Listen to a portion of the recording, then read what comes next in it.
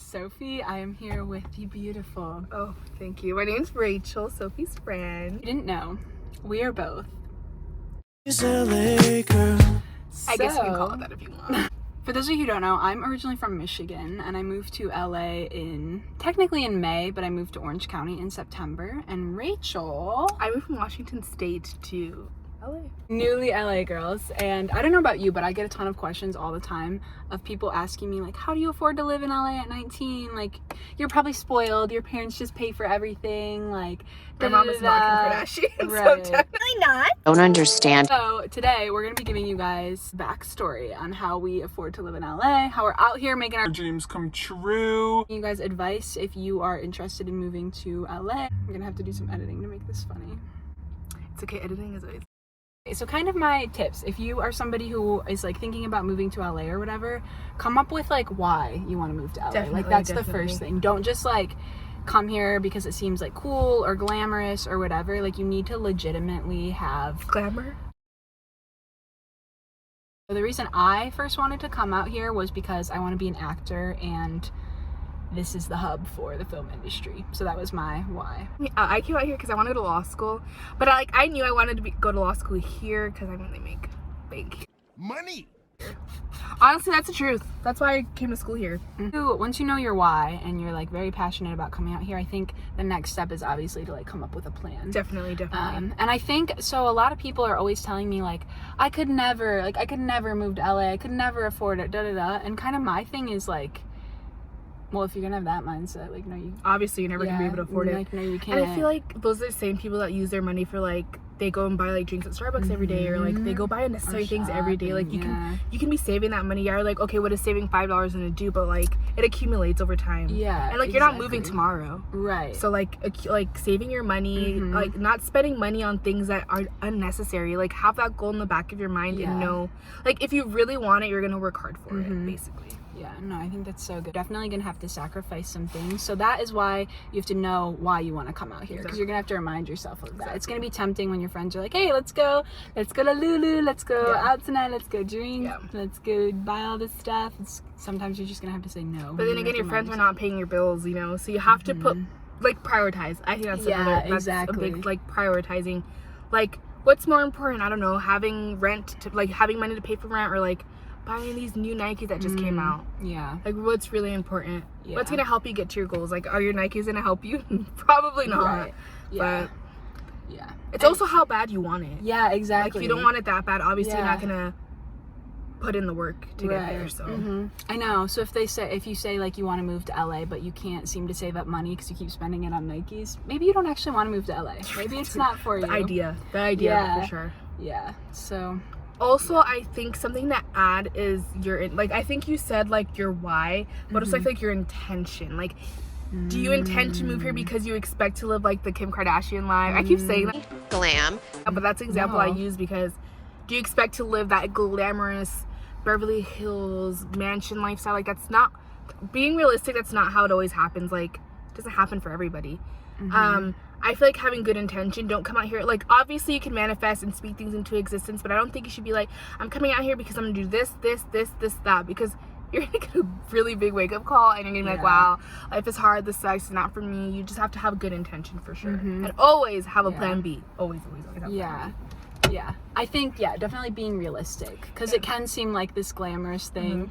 And if you save up $5,000, move out here, and then it's like, well, what now? I don't have a job, I don't have this and this and this, I just spent all my money on Veggie Grill and doing all the touristy stuff. So yeah, you need to be realistic for sure. Being cheaper. I know.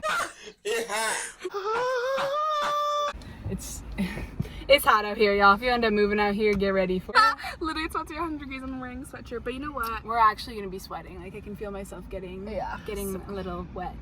But yeah, basically what it comes down to is just like saving up enough money and then kind of working out the logistics. So the way I like afford to live out here is I have it's not full-time, but it's almost full-time job working as a production assistant for a YouTuber. And then in addition to that, I also make money off of modeling and acting jobs as well. So that is how I that's how I stay alive. Gotta pay those bills, guys. Right. The bills don't pay Say that. themselves. Sure. And I'm a nanny, so I work Monday through Thursday, part-time-ish, and then I work the full day Saturday and Sunday. But also, I was telling Sophie this earlier, like, I don't have to, like, we don't have to work as much as we do right now. We just like to work a lot because I feel like you need to just keep up with this big... Okay, so my phone overheated. Back to where we were. We're back. Okay, so I was saying that, what was I saying? Oh, I'm a nanny, so I work Monday through Thursday, and then I work Saturday and Sunday. Monday through Thursday, I work part-time, so like 20-something hours a week, and then on the weekends, I work the full day, Saturday and Sunday.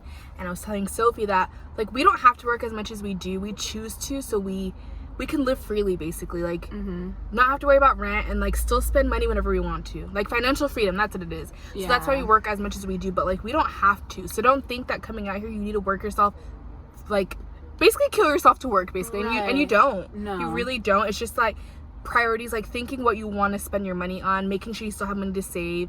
And that's why I work so much, because, honestly, I like to buy expensive things. I feel like I live an expensive lifestyle, and in order for me to She drives a Tessie. anyways, in order for me to continue living that life, I need to work like I do, so then I can also save money. So Right, yeah. Yeah, again, prioritizing what you want. So if you're somebody who's, maybe you're not super materialistic, but so you're not going to plan on living super lavishly out here, you're not going to have to work a ton. You'll have more time to, more free time to, like, chill out. It's not, I think people just overhype how hard it is to live out here. Definitely. Especially when it's just one person. Definitely. Sorry. You had to really get it. But then again, like, we work a lot, but we still make time to hang out. So, like, right. Yeah. Honestly, she was saying you make time for anything you want to do. Yeah. It's like, you're working, 50 hours a week, 80 hours a week. You'll still make time to do other things if you really want to. Yeah, so absolutely. It's not the end of the world. No. But it's not like it's easy. Like Sophie said, it's not like it's the hardest thing ever, but it's not easy either. Right. You have to understand, like, you're not living off of your parents anymore. You're responsible for yourself, responsible for your food. You have to cook for yourself, clean for yourself. Right. Like, no one's gonna do anything for you. You have to do it all by yourself. So you have to understand that. Yeah. And be mature enough to handle that. Right, absolutely. Yeah. I think it's worth saying both of us are, like, financially independent from our parents. A lot of 19-year-olds are not. Even when I was 18, I paid for college myself. My parents helped me with, like, books and a few things like that, but, like, college was on me. Being out here is on me. My parents don't pay for my rent. They don't pay for my car. None of that stuff. And same for you, yeah. And like I said, she drives a Tessie, so... Anything is possible, kids. Don't stop believing. Yeah. Don't stop believing. I think a lot of, like, 19-year-olds, 20-year-olds or whatever just think that they need to, like, live with their parents in the summer and stuff like that. And that's fine if that's what you want, but I'm letting you know, don't just, like, look at people that are doing what we're doing and be like, oh, I could never do that. Like, I have to live with my parents. Like, no, you don't. If you want to come out here, you absolutely can. And you can make it happen for yourself. You just need to figure out why you want it and come up with a plan. So, yeah. Oh my gosh, Amen. Thank you. That is pretty much... I don't know, I feel like we covered I think we covered everything. Yeah. Basically, if you want to live out here, you will. So you're going to work for it. Like, if you want it that bad, you're going to work for it. Make it happen. Like, no excuses, no this, no that, no feeling bad for yourself. Make it happen. If you want to do it, you do it. Amen. Preach it, girl.